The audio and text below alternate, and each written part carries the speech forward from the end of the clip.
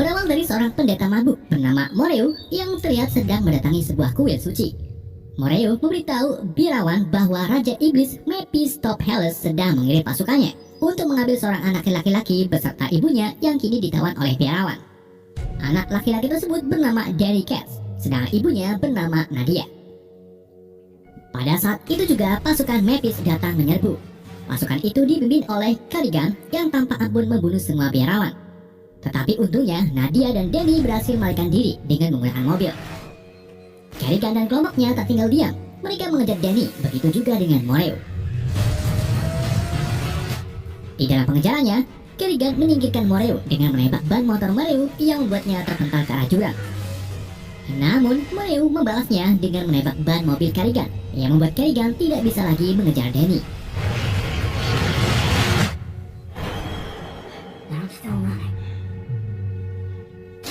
Pagi harinya, Moreu mendatangi Johnny Blaze atau Ghost Rider yang kini tinggal di gudang kosong jauh dari pemukiman. Johnny memilih mengasingkan diri karena kekuatannya semakin hari semakin tak terkontrol. Moreu lalu mengungkapkan alasannya menemui Johnny, yaitu meminta Johnny untuk melindungi seorang anak yang menjadi incaran Mephistopheles. Moreu juga mengungkapkan bahwa Mephistopheles telah mengambil wujud manusia yang memiliki nama lain Roarke. Tetapi ia sangat lemah karena tubuh manusia yang dijadikan inangnya tidak terlalu kuat. Dari dulu, iblis neraka memang sudah ada di bumi. Mereka melakukan perjanjian kepada manusia dan memanfaatkan tenaga manusia untuk melakukan semua rencana iblis, termasuk Roarke dan Karigan. Moreu lalu mengatakan kepada Johnny, jika kau berhasil menyelamatkan anak incaran Roarke, maka aku akan membawamu ke kuil kuno yang bisa mengangkat kutukan Ghost Rider. Johnny yang dari dulu menginginkan hal tersebut pun menuruti Moreu dan mulai melakukan perjalanan mencari Danny beserta ibunya. Di sisi lain, Nadia dan Danny yang sedang dalam perjalanan menuju warteg 22 tiba-tiba diseruduk oleh mobil lain dari belakang. Ternyata itu Karigan beserta kelompoknya. Mereka menggiring Nadia ke sebuah bangunan kosong, kemudian menangkapnya. Di saat Nadia akan dibunuh, datanglah Ghost Rider. Ghost Rider membunuh dua anak buah Karigan dengan rantai dan juga tatapan penebus dosa.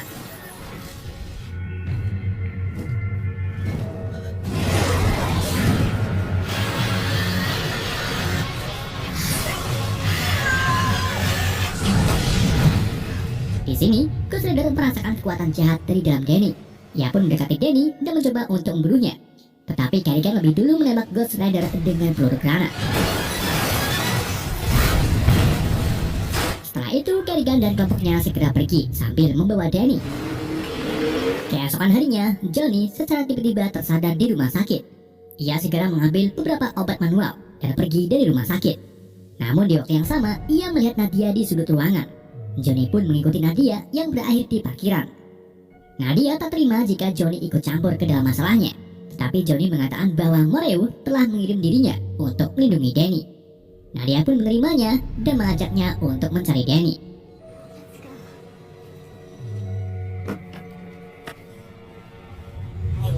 Di sisi lain, Karigan menghubungi Roarke bahwa Danny sudah ada di tangannya. Namun ada sedikit kendala, di mana Ghost Rider ikut campur dan juga menginginkan Danny. Roarke lalu meminta Karigan mendekatkan teleponnya ke telinga Danny. Setelah itu, Karigan membacakan sebuah mantra yang bisa menyegel Danny agar tidak bisa ditemukan oleh Ghost Rider. What the hell was that? Be able to sense him now. Think of the child as a sort of computer. Okay, well, let me just get something. Di dalam perjalanan, Nadia memberitahu Johnny bahwa dulu dirinya adalah istri Karigan yang sudah tidak kuat lagi dengan pekerjaan Karigan sebagai mafia. Hingga pada suatu hari, Nadia tak sengaja menyindir kejelekan Karigan yang memiliki kadas di selangkangannya. Tentu saja hal itu membuat Karigan marah. Ia mencoba membunuh Nadia dengan menghancurkan apartemennya. Di detik-detik sebelum Nadia wafat, ia didatangi Raja Iblis yang tak lain lagi adalah Mephistopheles atau Roarke. Roarke menawarkan kehidupan kedua kepada Nadia, tetapi meminta imbalan yaitu mengandung putra iblis dari Roarke. Nadia dengan bodohnya menerima tawaran tersebut dan sekarang ia baru merasakan akibatnya. Di mana ternyata Roarke ini ingin mengambil Danny untuk dijadikan inangnya. Tubuh Danny tidak seperti manusia biasa. ia mampu membuat keluarga menjadi sangat kuat, yang mungkin bisa menguasai bumi hanya satu kali serangan. It was supposed to be a big score for Carrigan. They had it. Someone I know. He'll know where to find him. Am I gonna regret taking him? Malam harinya, Nadia dan Johnny tiba di sebuah klub malam. Mereka menyergap teman Carrigan bernama Komar yang mungkin mengetahui keberadaan Carrigan. Johnny mengancam akan berubah menjadi Ghost Rider jika Komar tak mau memberitahu keberadaan Carrigan. Dengan terpaksa, Komar pun memberitahu bahwa Carrigan membawa Danny ke pertambangan. Tak berpikir panjang, Johnny pun segera pergi ke pertambangan dan merubah dirinya menjadi Ghost Rider.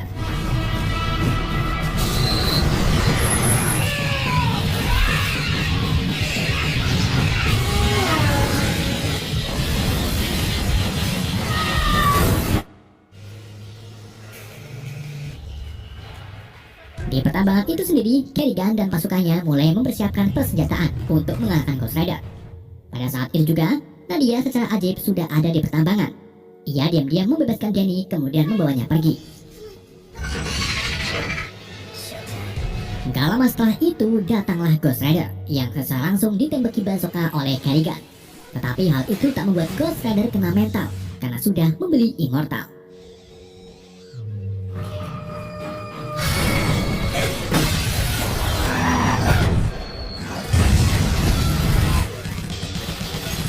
Ghost Rider mulai melakukan serangan dengan rantainya. Namun karena kurang greget, Ghost Rider pun menaiki alat berat, lalu merubah alat tersebut menjadi Hell perkakas.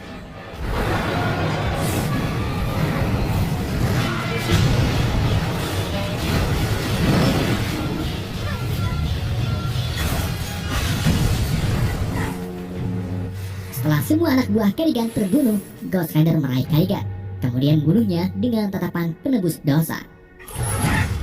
Ghost Rider lalu mengejar Nadia yang masih dalam pelarian. Ia menyeret Nadia keluar dari mobil dan akan bunuhnya. Tetapi hal itu langsung dihentikan oleh Danny.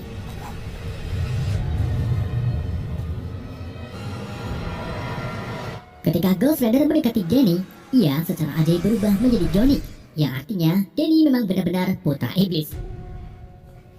Keesokan harinya, Johnny mengajak Nadia dan Danny sarapan di kedai Uncle Mutu. Johnny mengungkapkan permintaan maaf kepada Nadia karena semalam hampir membunuhnya. Johnny terus terang bahwa sekarang dirinya masih belum bisa mengendalikan kekuatannya. You're not done. Di pertambangan, Rourke menghampiri Carrigan yang terlihat sedang sekarat tertindih reruntuhan. Saat Carrigan mati, Rourke menghidupkan kembali Carrigan sebagai makhluk yang dikenal sebagai Blackout. Ia mampu merubah apapun yang dipegang menjadi membusuk. Gak cuma itu, Blackout juga mampu membuat lingkungan seseorang menjadi gelap gulita sebelum dirinya membunuh seseorang tersebut.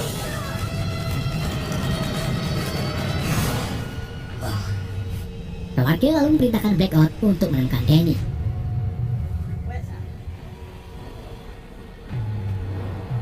Di sisi lain, Johnny, Nadia, dan Danny bertemu dengan Moreu di jalanan.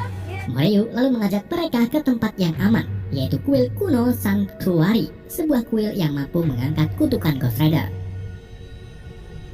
Setibanya di sana, mereka disambut para biarawan, termasuk ketua kuil yaitu Methodius. Di dalam kuil, Moreu menjelaskan kepada Johnny bahwa iblis yang ada di tubuh Johnny dulunya malaikat bernama Zarathos. Namun Zarathos ditipu oleh iblis yang membuatnya ditarik ke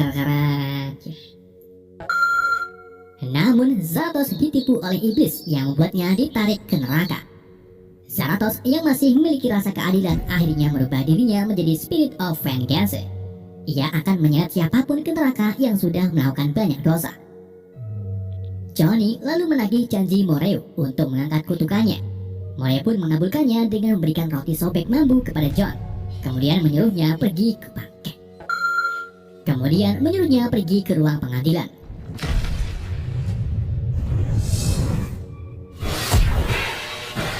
Setibanya Johnny di ruang tersebut, ia saat tiba-tiba merasakan kesakitan.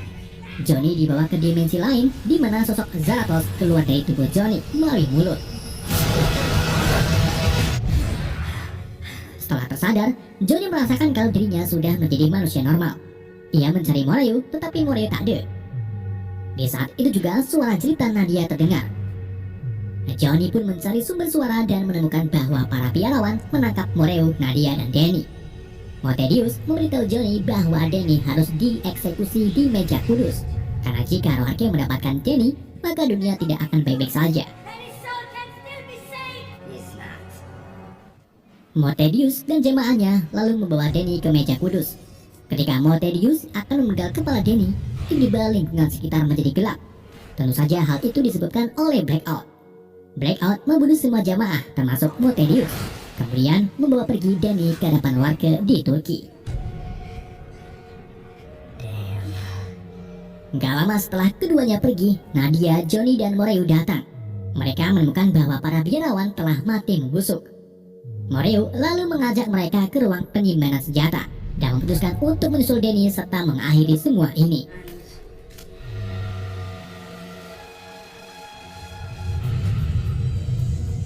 Blackout kini tiba di Kolosium Turki.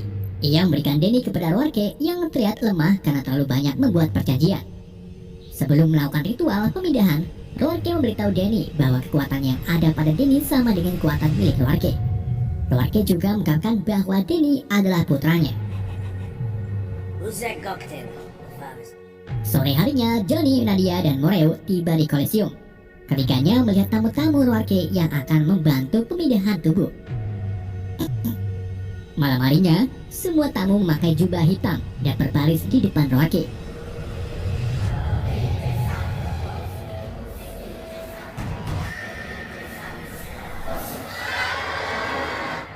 Saat ritual pemindahan mulai dilakukan, Moreu muncul sambil menembaki para tamu, sementara Johnny mencoba membebaskan Danny.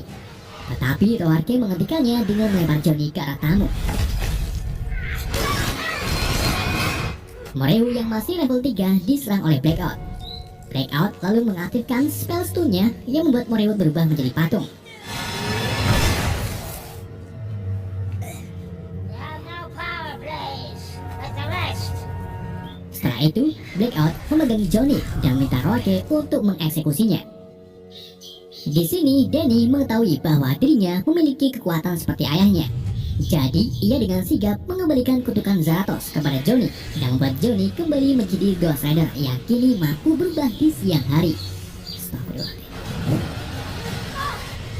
Johnny lalu membunuh sebagian tamu hanya dengan sekali sebatan rantai. Sementara Roarke membawa pergi Danny ke jalanan yang kemudian disusul dengan Johnny dan Nadia.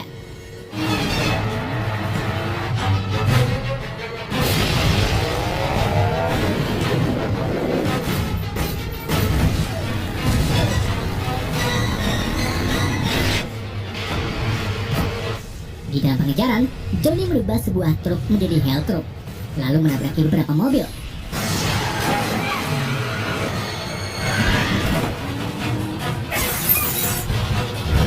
Di saat itu juga, Blackout ikut campur.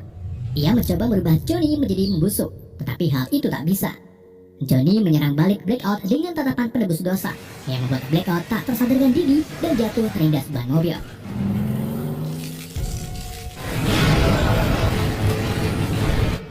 Setelah itu, Johnny menyerang mobil Roarke dengan rantainya yang membuat mobil tersebut keluar jalur lalu mengguling-guling.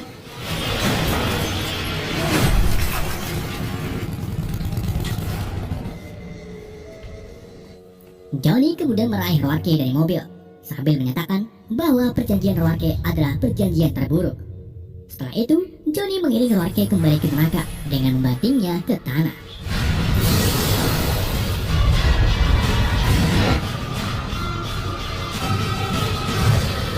Nadia akhirnya tiba di lokasi. Ia sangat sedih bahagia ketika melihat Danny sudah tak bernyawa.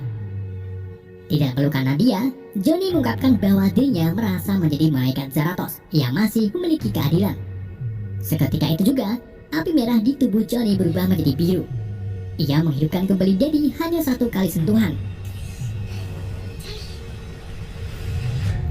Film ini ditutup dengan Johnny Blaze dilalap api biru suci dan menyatakan akulah The Ghost Rider. It's Johnny Blaze.